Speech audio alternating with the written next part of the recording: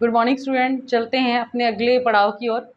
हमने inorganic chemistry की unit कर ली है एक परमाणु संरचना, तो मैंने सोचा क्यों ना ऑर्गेनिक भी साथ साथ ली जाए। तो आज हम स्टार्ट करने जा रहे हैं ऑर्गेनिक कंपाउंड। आपके जो सिलेबस है उसके अंदर ऑर्गेनिक कंपाउंड्स का मेन नोमेनक्लेचर दे रखा है और उनके गुण धर्म दे रखे हैं। गुण धर्म के अंदर आपकी मोस्टली सारी रिएक्शंस आ जाएंगी जो ऑर्गेनिक कंपाउंड आपको रिप्रेजेंट करते हैं, सभी के लिए आपको कॉमन देना है। तो आपकी ऑर्गेनिक केमिस्ट्री की सबसे बड़ी यूनिट है ये वाली, और हम इसको करेंगे एग्ज़ाम की दृष्टि से। सबसे पहले हम इसके अंदर करने जा रहे हैं आज ऑर्गेनिक कंपाउंड का वर्गीकरण, यानी कि ऑर्गेनिक कंपाउंड को कैसे डिवाइड किया गया है। तो एक चार्ट आपको यहाँ पे बोर्ड पे दिखाई दे रहा होगा। इस चार्ट के अंदर आप देखेंगे ऑर्गेनिक कंपाउंड को दो मेन भागों में डिवाइड किया जाता है। वी वर्ग का मतलब है ओपन चेन। ओपन चेन जो आपके कंपाउंड्स हैं वो सारे के सारे विवर्त श्रृंखला वाले कंपाउंड्स में आते हैं, और सैवंत वाले के अंदर मतलब आपके क्लोज्ड, बंद। ओपन चेन वाले की बात करें, ओपन चेन वाले आपके शाखित, ब्रांच्ड भी हो सकते हैं, शाखाएं भी बना सकते हैं, और नॉन ब्रांच्ड, सिंपल भी हो सकते हैं। फिर हम बात करें कि जो आपके क्लोज्ड है, क्लोज्ड रिंग वाले हैं, उसके अंदर भी उनको फिर से दो भागों में डिवाइड किया है। समचक्रीय, समचक्रीय का मतलब होमो। अब होमो का मतलब क्या है? ऐसे कंपाउंड जिनका फॉर्मेशन एक ही एलिमेंट से होगा। जो आपकी मेन साइक्लिक बनेगा होमोसाइक्लिक के अंदर, जो आपका मेन कंपाउंड होगा, जो आपकी रिंग बनेगी, उसके अंदर आपका एक ही एलिमेंट होगा। जैसे अपने बात करें बेंजीन की, बेंजीन के अंदर 6 कार्बन मिलकर वो रिंग को कंप्लीट करते हैं, तो ये क्या हो जाएगा? आपका होमो हो जाएगा। जबकि विषम चक्रीय का मतलब है हेटेरोसाइक्लिक। अब हेटेरोसाइक्लिक की अपने बात करें कि सारे के सारे कंपाउंड के अंदर सारे एलिमेंट क्या है? कार्बन नहीं होंगे, डिफरेंट हो सकते हैं। जैसे मैंने यहाँ पे एन लगा दिया, और आपको पता है बेंजीन रिंग जैसी स्ट्रक्चर C6H5N हमारे प्रीडीन का फॉर्मूला होता है, वो सारे किस में आ जाते हैं? हमारे हेट्रोसाइक्लिक में आ जाते हैं। फिर से अपने बात करें होमोसाइक्लिक के अंदर आपके वो कंपाउंड्स आते हैं जो क्लोज रिंग तो हैं, जिनके पास साइकिल तो है लेकिन वो एरोमेटिक नहीं है। और एरोमेटिक कंपाउंड के अंदर आपको पता है हम एक रूल स्टडी करते हैं जिससे हम कंपाउंड को ये मानते हैं कि वो एरोमेटिक है या नहीं। उसके लिए आपका रूल आता है हक्कल का नियम, हक्कल लॉ। इस हक्कल लॉ के अकॉर्डिंग हम आइडेंटिफिकेशन कर पाते हैं कि साइक्लिक कंपाउंड तो है बट एरोमेटिक है या नहीं है। इसी एरोमेटिक के अंदर अगला डिवाइडेशन जो अपने देना चाहते हैं वो दे सकते हैं बेंजेनॉइड्स और नॉन बेंजेनॉइड्स। मतलब ऐसे कंपाउंड जिनके पास बेंजीन जैसी स्ट्रक्चर है और जिसके पास बेंजीन जैसी स्ट्रक्चर नहीं है। तो अपने बात करते हैं सबसे पहले ऑर्गेनिक कंपाउंड्स की डेफिनेशन की। ऑर्गेनिक कंपाउंड्स क्या होते हैं? जैसे कि आपको नाम से स्पष्ट हो रहा है, कार्बनिक यौगिक। कार्बनिक यौगिक का मतलब कार्बन। ऐसे कंपाउंड जिसके अंदर आपका क्या आ रहा है? कार्बन आ रहा है। नॉर्मली अगर अपने देखें यहाँ पे हमने लिखा है ओपन चेन, शाखित और अशाखित। जितने भी आपके इसके अंदर कंपाउंड्स के आप ग्रुप स्टडी करोगे, उसके अंदर कार्बन के साथ साथ ऐसे ग्रुप भी आप स्टडी करोगे जिसके पास कार्बन नहीं है।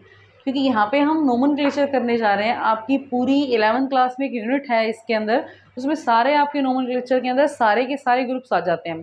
जैसे कार्बोक्सिलिक है, अल्कोहलिक ग्रुप है, ईथर है, एस्टर है, एमीन है, आपके एल्केन, एल्कीन, एल्काइंस हैं।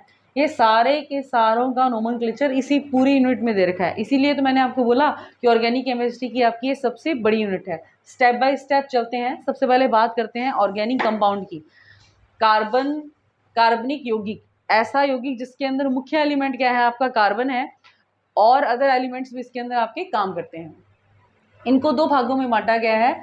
वी-वर्त श्रृंखला वाले ओपन चेन वाले कंपाउंड, जिसके अंदर आपकी श्रृंखला सीधी बनती है, जिसकी आप ब्रांचेस आगे बना भी सकते हो और नहीं भी बना सकते। जैसे इसके अंदर मैं एक एग्जांपल लेके आपको बताना चाहती हूँ। जैसे हम सिंपल एग्जांपल है एल्केन का।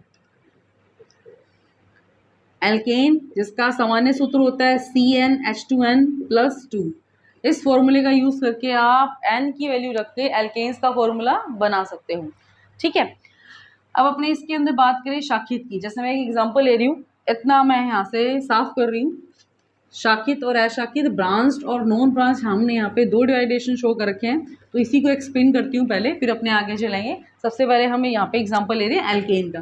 जैसे मान लीजिए मैंने ले लिया n = 5, तो फॉर्मूला बना CnH2n+2। H2n+2 के अकॉर्डिंग 5, 5 2 जा 10 और 10 + 2 12, यानी कि पेंटेन 5 कार्बन वाला, 1 2 3 4 और 5।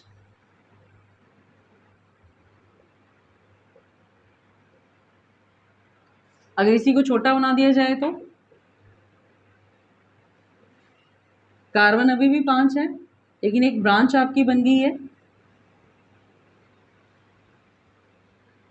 और छोटा भी कर सकते हैं इसको।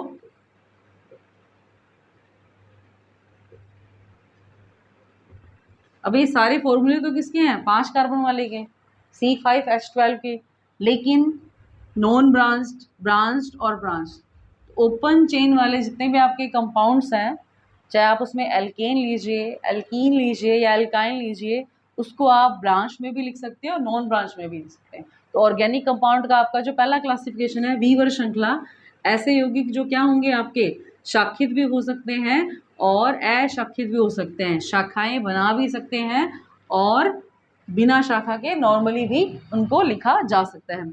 हम इसमें ही हल्की सी बात कर लेते हैं एल्कीन की, क्योंकि आपको हर एलिमेंट के अंदर जो आपके ग्रुप्स हैं उनके बारे में पता होना चाहिए।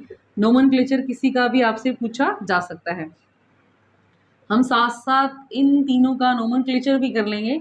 IUPAC जो आपका मेन है, जहाँ से आपके क्वेश्चन आने की पूरी पूरी पॉसिबिलिटी है। एल्कीन की बात करें तो एल्कीन का फॉर्मूला होता है CnH2n, मतलब जितने कार्बन है उससे डबल क्या होंगे हमारे पास, हाइड्रोजन होंगे। For example C6H12, C5H10 double हो गया, C4H8, C3H6, C2H4, लेकिन एक कार्बन वाला कभी भी एल्कीन नहीं बनेगा, बिकॉज यहाँ पर क्या है, कार्बन कार्बन के बीच में डबल बॉन्ड है, इसमें कार्बन कार्बन के बीच में 3 बॉन्ड हैं, ट्रिपल बॉन्ड है।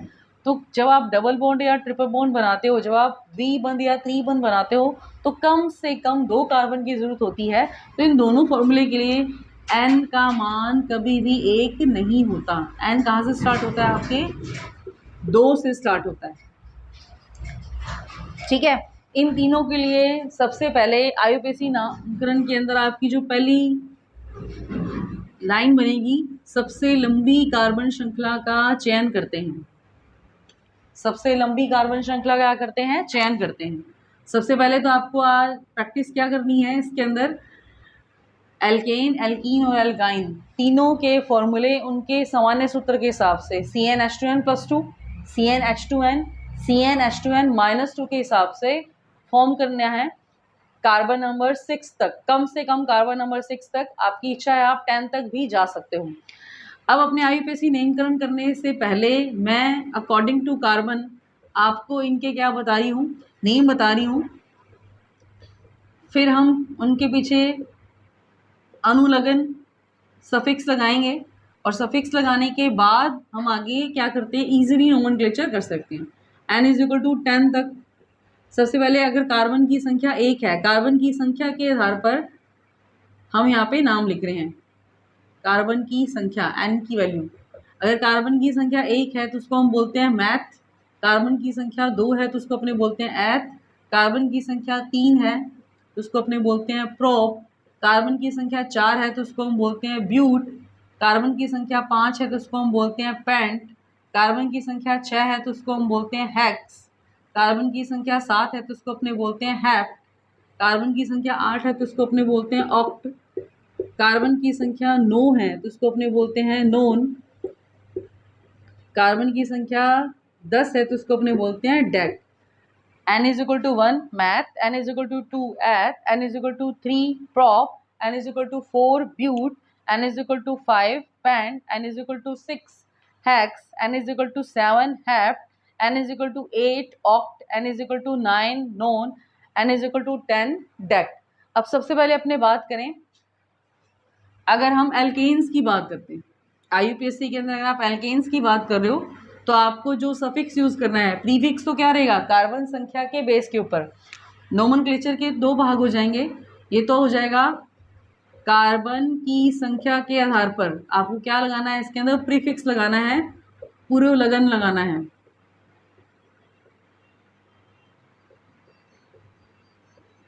Prefix based on carbon number, और सफिक्स आपको लगाना है, जो अनुलग्न लगाना है वो किसके हिसाब से लगाना है, आपको एल्केन मिला है, एल्कीन मिली है या एल्काइन मिली है। अगर हमें मिला है एल्केन तो हमें क्या लगाना है सफिक्स के रूप में एन। अगर हमें मिली है एल्कीन तो हमें सफिक्स के रूप में क्या लगाना है ईन। अगर हमें मिली है एल्काइन तो सफिक्स के रूप में हमें क्या लगाना है आइन लगाना है। सभी के अंदर सबसे पहला रूल, सबसे लंबी कार्बन श्रृंखला का चयन करते हैं। दूसरा, अगर कार्बन श्रृंखला सीधी है तो उसका नामकरण सीधा ही, ठीक है। और अगर कार्बन श्रृंखला के अंदर प्रतिस्थापी जुड़े हुए हैं, ब्रांच बनी हुई है, तो ब्रांच के हिसाब से आपके जो प्रतिस्थापी हैं उनको कम से कम नंबर देने की कोशिश करते हैं। अगर कार्बन श्रृंखला के अंदर डबल बॉन्ड या ट्रिपल बॉन्ड आ रहा है तो ऐसी कार्बन श्रृंखला को हमें चूज करना है नोमेनक्लेचर के अंदर जिसके अंदर डबल बॉन्ड और ट्रिपल बॉन्ड आए। प्लस डबल बॉन्ड और ट्रिपल बॉन्ड को क्या दी जाती है, प्रेफरेंस दी जाती है। अगर डबल बॉन्ड या ट्रिपल बॉन्ड का नंबर दोनों तरफ से सीरीज के अंदर बिल्कुल सेम आ रहा है तो आपको साथ में देखना पड़ेगा आपका सब्स्टिट्यूएंट भी। अगर सब्स्टिट्यूएंट एक तरफ से नंबर देने पे कम नंबर मिल रहे हैं और दूसरी तरफ से नंबर देने पे उसको ज़्यादा नंबर मिल रहे हैं तो आपको डबल बॉन्ड या ट्रिपल बॉन्ड को ध्यान में रखते हुए सब्स्टिट्यूएंट को भी कम नंबर देने की कोशिश करनी है। लेकिन आपकी पहली प्रेफरेंस होनी चाहिए, आपको डबल बॉन्ड या ट्रिपल बॉन्ड को साथ में इंक्लूड करना है, साथ में शामिल करना है आपकी कार्बन श्रृंखला के अंदर। जैसे हम इसके अंदर कुछ नोमेनक्लेचर करते हैं विद एग्जांपल ताकि आपको बहुत अच्छे समझ में आ जाएगा। सबसे पहला करते हैं इसके अंदर 1 2 3 4 5 वाला ले रही हूँ मैं आपके लिए। एल्केन के अंदर पहले जो हमने अभी बहुत सारे 3 फॉर्मूले जो उसके बनाए थे पहले उसी का ही ले लेते हैं।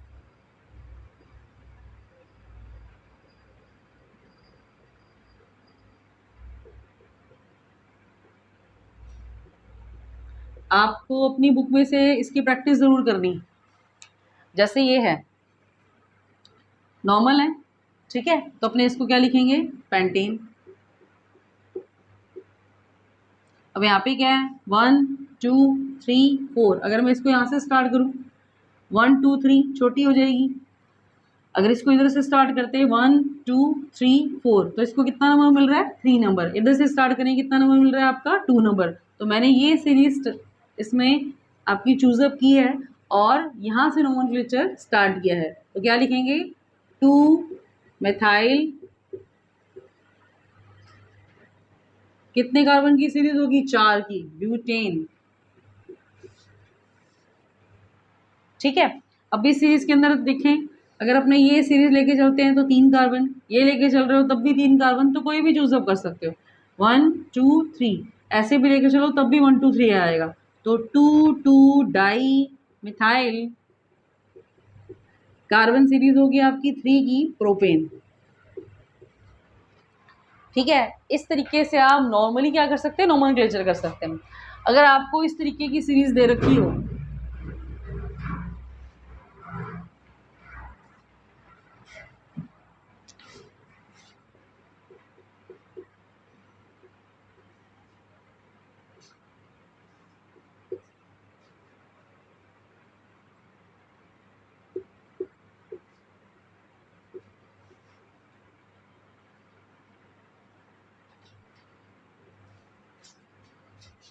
अब इसमें देखें 1 2 3 4 5 1 2 3 4 5 1 2 3 4 5 तो सब जगह क्या आ रहा है सेम आ रहा है, तो कोई भी ले सकते हो। तो मैंने यहाँ पे सीधी ही चूज कर।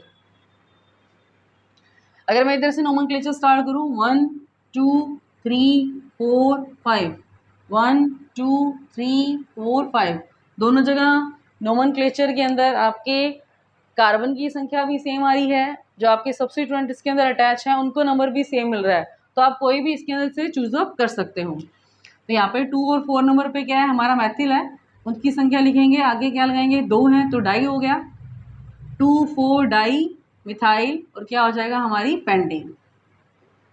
अगर मान लीजिए इस कार्बन सीरीज के अंदर इस तरीके का नोमेनक्लेचर आपको मिला होता 1 2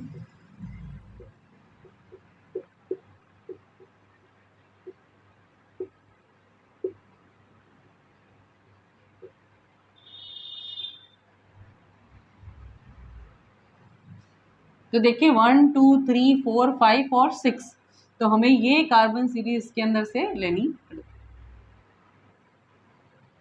1 2 3 4 5 और 6। अब देखते हैं कि हम किधर से स्टार्टअप करें कि आपके जो सब्स्टिट्यूएंट है उनको कम से कम नंबर मिले। अगर मैं इधर से स्टार्ट करती हूँ 1 2 3 4 5 और 6, तो इसको नंबर मिल रहे हैं एक तो 2 नंबर पे, एक 4 नंबर पे। अगर हम इसको यहाँ से स्टार्ट करें 1 2 3 4 5 और ये 6, तब इनको नंबर मिल रहा है, एक तो नंबर मिल रहा है आपका कौन सा 3, एक नंबर मिल रहा है 5।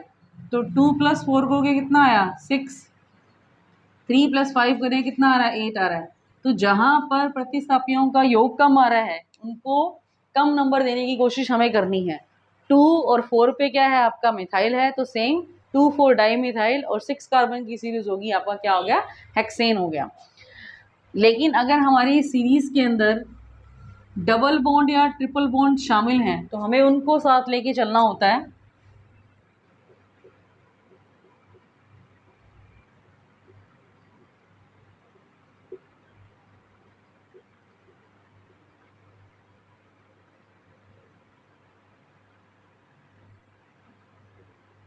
अब जैसे ये देखिए 1 2 3 4 5, 1 2 3 4 5 और 6, तो हमारी सीरीज कौन सी रहेगी इसके अंदर, यहां से लंबी।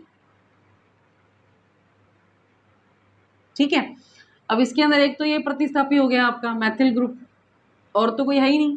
अगर इसका नोमेनक्लेचर स्टार्ट करें हम यहाँ से 1 2 3 4 5 और 6, तो डबल बॉन्ड का नंबर मिल रहा है 5, जबकि यहाँ से स्टार्ट करें तो डबल बॉन्ड का नंबर मिल रहा है आपका 1। तो कौन सा वाला स्टार्टअप करोगे, ये वाला। क्या लिखेंगे 4 मिथाइल 4 मैथिल, कितने कार्बन की सीरीज होगी 6 कार्बन की, हेक्स 1 ईन। ठीक है, इसी तरीके से अगर इसी सीरीज के अंदर मैं ट्रिपल बॉन्ड लगा दूं,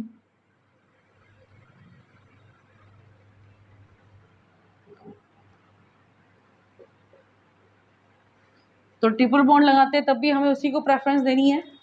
प्रेफरेंस देने के अंदर क्या है, आपको ट्रिपल बॉन्ड को साथ में लेना है और यहाँ पे हेक्स 1 क्या आ जाएगा, आइन आ जाएगा। तो इस वीडियो के अंदर हमने सिर्फ और सिर्फ क्या देखा है, आज ओपन चेन कंपाउंड किए हैं। ओपन चेन कंपाउंड के अंदर हमने सिंपली किया है आपका एल्केन, एल्कीन और एल्काइन हाइड्रोकार्बन। ठीक है, हाइड्रोकार्बन से अगर आपसे क्वेश्चन पूछा जाए कि हाइड्रोकार्बन मुख्यतः कितने प्रकार के हाइड्रोकार्बन कौन से होते हैं, तो ऐसे यौगिक जिसमें कार्बन और हाइड्रोजन दोनों हैं, तो वहां पर सबसे पहले आपके जो हाइड्रोकार्बन आते हैं 2 प्रकार के आते हैं। संतृप्त, जिसके अंदर आपका सिंगल बॉन्ड पाया जाता है कार्बन कार्बन के बीच में, एल्केन, और असंतृप्त डबल और ट्रिपल बॉन्ड वाले एल्कीन भी आ जाएंगे, एल्काइन भी आ जाएंगे। एग्जाम में जब नोमेनक्लेचर आता है एल्केन का, तो सबसे लंबी श्रृंखला चूज करने के साथ साथ हमें ये देखना है कि उसके साथ जुड़े जो प्रतिस्थापी हैं उनको भी कम से कम नंबर मिले। लेकिन अगर नोमेनक्लेचर आता है डबल बॉन्ड या ट्रिपल बॉन्ड वाला, तो हमें वो कार्बन श्रृंखला को चूज अप करना है इसमें डबल बॉन्ड भी आए, ट्रिपल बॉन्ड भी आए, और डबल बॉन्ड ट्रिपल बॉन्ड को कम से कम नंबर मिले। अगर डबल बॉन्ड ट्रिपल बॉन्ड को दोनों तरफ से सेम नंबर मिल रहा है, फिर हमें देखना है प्रतिस्थापी को भी कम से कम नंबर मिले, सब्स्टिट्यूएंट को भी कम नंबर मिले, वो नोमेनक्लेचर हमारा क्या होगा, अकॉर्डिंग टू आईयूपीएससी परफेक्ट होगा। आज की वीडियो में इतना ही। कल की वीडियो के अंदर हम बाकी आपका जो नोमेनक्लेचर है वो करेंगे, और साथ में जितने भी आपके ग्रुप्स हैं, कार्बोक्सिलिक, अल्कोहलिक, ईथर, आपके एमीन्स हैं, एस्टर्स हैं, उन सब का नोमेनक्लेचर भी स्टेप बाय स्टेप आईयूपीएससी देखेंगे। आज के लिए इतना ही। Thank you.